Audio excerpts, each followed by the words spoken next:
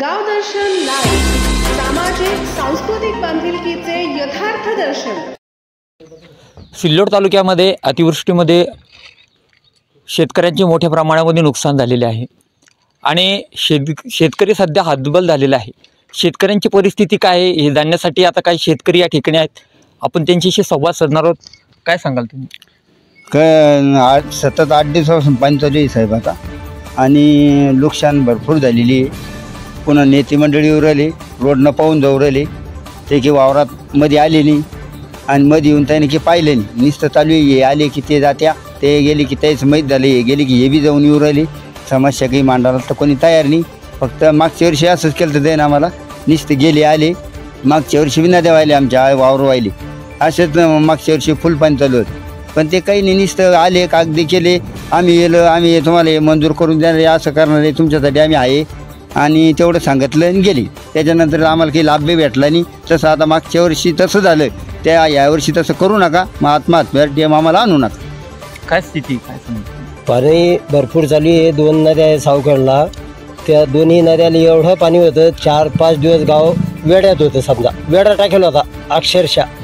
तर इथे नेते आजी माझी गंज शिव राहिले, जाऊ राहिले, फोटो काढू राहिले, पण बंधाऱ्यावर एक बी यायला तयार नाही आजच्या घडीला। लोकांना इतकं लगेच टोकाचा पाऊल उचलला तर समजावलं पडलं काही लोकांना। आता एकाचं नुकसान तर भरपाई एवढी ते देऊ शकत नाही, पण मग लय नुकसान होईल।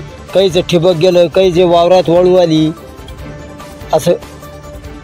नेतेगण या ठिकाणी तालुक्याच्या दौऱ्यावर आले होते, पण समाधानकारक असं शेतकऱ्यांकडून प्रतिक्रिया आहेत। नेते आले, रोडनं फोटो काढले आणि त्याची ते लावी आमच्याकडे स्क्रीनशॉट बी आहे। तर त्याचं काम आहे शेतकऱ्याला हिंमत देणं, धीर देणं। तर नेत्यानं सांगितलं की नदीचं मोजमाप करा, तहसीलदार साहेबाला सांगितलं। शेतकऱ्याची ते मंगलाबाई शेळके हे आत्महत्येच्या अवस्थेत आहे आता, तर ते तहसीलदाराला सांगितलं की नद्याची मोजमाप करा, असं करा तसं करा। हे नेत्याचे काम असं राहत नाही। शेतकऱ्याची भयानक नुकसान झालेली आहे। या आमचे दोन्ही बाजूनं गावाला येडा राहतो, या चारणा पूर्ण दोन्ही बाजूनं, सावखेडा, बुद्रुक, देवळगाव बाजार, पेंडगाव, घाटनांदरा, चारनेर, आमठाणा, भयानक शेतकऱ्याची अवस्था झालेली आहे सर। शेतकऱ्याचे गहू उगले घरामध्ये, इतकं पाणी झालेलं आहे। 2-2 महिन्यापासून विद्यार्थी शाळेत नाही आहे, अशी अवस्था आहे। 3-3 फुटाचे गड्डे सर, लगट शासनाने मदत देण्यात यावी अशी आमची शासनाला विनंती आहे।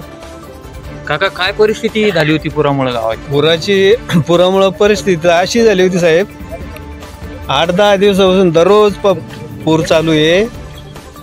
एवढं नुकसान झालं, यावर्षी बी झालं, मागच्या वर्षी बी झालं, आणि खूप कर्जबाजारी आहे मी बरं का। आता काय करायचं, समोर काही इलाज नाही झाला।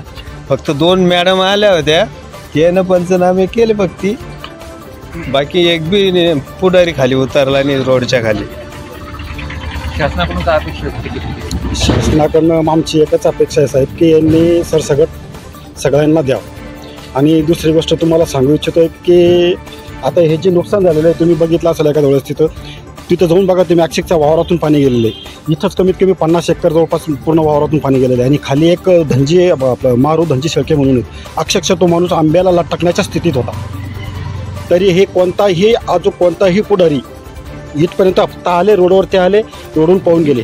अक्षरशः इकडचा एक 5 किलोमीटरचा रस्ता आहे साहेब, तिथं त्या रस्त्याला कमीत कमी 20 विद्यार्थी आहे। आज त्या विद्यार्थ्यांना यायला वडिलांना खांद्यावर घ्यावं लागतं, इतक्या पाण्यामधून निघावं लागतं। तरी त्या रोड त्या 20 वर्षापासून त्या रोडला कोणा खडी टाकली नाही तर मुरुम टाकला नाही, काहीच नाही। फक्त आले की नेते फक्त आले, रोडवर उभे राहता, निघून जाता। शेतकऱ्याचे तळमळ काय घेणं देणं नाही त्यांना। मी तर सांगतो खरं साहेब, भीमानंद जो आमचे शेतकरी ना आत्महत्याशिवाय पर्यायला राहिलेले साहेब। नेते त्या रोडवरती उभे राहता, आपले पाहून चालले जातात साहेब, पण बाकी यांचं काय करायचं? आज ते मारू शेळके आत्महत्या करण्याच्या स्थितीत होतो। आम्ही त्यांना 3 वेळेस समजावून सांगितलं साहेब, त्यांची कमीत कमी 10 ते 15 गुंठे जमीन नुसती वाहून गेली, तरी हे नेते काहीच नाही साहेब। आजी आले, माझे आले, एक नेता म्हणतो मला मतदान दे, दुसरा म्हणतो मलाही मतदान कमी, तिसरा म्हणतो मलाही मतदान कमी। मग तुम्हाला जर मतदान कमी आहे साहेब, तर मग आम्ही करावं काय? आम्ही कोणाकडे जाऊ? यांना जर मतदान कमी पडलं नेत्यांना आमच्या गावातून, तर आम्ही कोणाकडे जाऊ? मग यांनी आमच्याकडे बघायचंच नाही का? आम्हाला सोडून द्यायचं का? मग तसं सांगावं यांनी आम्हाला, आम्ही पुढची प्रतिक्रिया करतो। येणारं इलेक्शन आहे, मग आम्ही टाकू बहिष्कार त्याच्यावरती, एकही नेता गावात पडू देणार नाही आम्ही। काय काका? ते पूरपरिस्थिती सगळे वावरं इडून तिडून वाहिले. नुकसान भरपाई करण्यासाठी त्यानं काही पंचनाम्याला तिथे ठामी जे निश्चय घेऊन तिथे यायला पाहिजे. आम्हाला काही ना काहीतरी थोडेफार नुकसान द्यायला पाहिजे. मागच्या वर्षी आमची अद्रकमय 3 लाखाची अद्रक सडून गेली. 11,000ने बेनं घेतलं. रुपयाची कोणती कागदपत्र घेऊन गेले मागच्या वर्षी बी. आणि त्याचं मागच्या वर्षीचे नुकसान नाही. यावेळेस आता ठिबक वाहिलं, छेड्या वाहिल्या, सगळे जे आवतं फाटे असते ते सगळे टोटल वाहून गेले. आता 2-3 लाखाची नुकसान झाली. ती आता आम्ही कोणाकडून भरपाई करून घ्यायची? शासन आम्हाला कोणी पाहायला यायला तयार नाही. कोणीतरी येऊन काहीतरी त्याची काहीतरी करायला पाहिजे ना. आमच्या आता उद्याच्याला आता आम्हाला डबल आवतं घ्यायचे. मागच्या वर्षीचं आमचं 3 लाखाचं कर्ज गेलं. आता ह्या वर्षी कर्ज काढून आम्ही हे केलं. आम्हाला फाशी घेतल्याशिवाय पर्यायच नाही आहे. फाशी घेतल्याशिवाय आम्हाला पर्याय नाही. शासनानं पाहिलं आम्हाला आत्महत्या झाडाला लटकून करावंच लागणार आहे. नाही तर आम्ही मेल्याशिवाय नाही. तसे आम्ही आता पैसे फेडायचे कुठून? या शाहकाराकडून पैसे घ्यायचे, या बँकेचे काढायचे. आता त्याला कोणी पाहायला तयार नाही. आता जास्त झाल्यावर आम्हाला तर मेल्याशी गती नाही आहे. आम्ही पैसे देणार कुठून? आम्हाला कोणी पाहायला तरी यायला पाहिजे ना की बुवा आता पत्र वाहिले तर त्याच्यात ते म्हणते की बुवा जसं हे याच्यात बसत नाही. मग आम्ही बसतो कशात? आमचे कोणती नुकसान कोणती याच्यात घेतलं जात नाही. मग नुकसान आमची कुणीकडे बसती बा? आम्हाला सांगा. आमची अशी शासनाला मागणी आहे की प्रत्यक्षात तिथे या, पहा. आमचं काही म्हणणं नाही. तुम्ही नक्की जसं तिथे आल्याशी तुम्हालाही कळणार नाही आमची काय आहे अवस्था.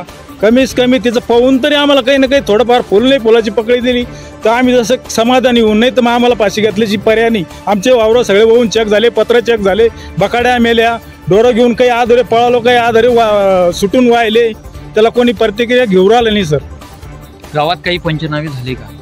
पंचनामे त्या 2 मॅडम आल्या त्यांना केले पंचनामे केल्या. त्या पंचनामे करून गेल्या. पण हे बाकीचे जे आले ते हे रोडवरच उभे. हे आलेच नाही. त्याला म्हणलं केटीपर्यंत चाला कमीच कमी, तर केटीपर्यंत यायला तयार नाही ते.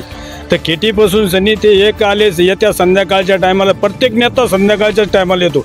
असं दुपारच्या बरी येतच नाही. काय तर झापडपडी भुका लागल्या आणि निघून चालल्या जात्या. ते थांबायलाच तयार नाही ते. असं सगळी जमीन खरडून गेली. शेतकऱ्याच्या आतोनात असं नुकसान झालेलं आहे. आणि शेतकऱ्याकडे या ठिकाणी आपल्या प्रतिक्रिया दिलेल्या आहे की आत्महत्येशिवाय आमच्याकडे आता पर्याय राहिलेला नाही आहे. त्यामुळं मायबाप सरकारनं आता या गोष्टीचं गांभीर्य घेऊन त्यांना या नुकसान भरपाईचा किती फायदा आता शासन करणार आहे याकडं या शेतकरी वर्गाचं लक्ष लागून आहे.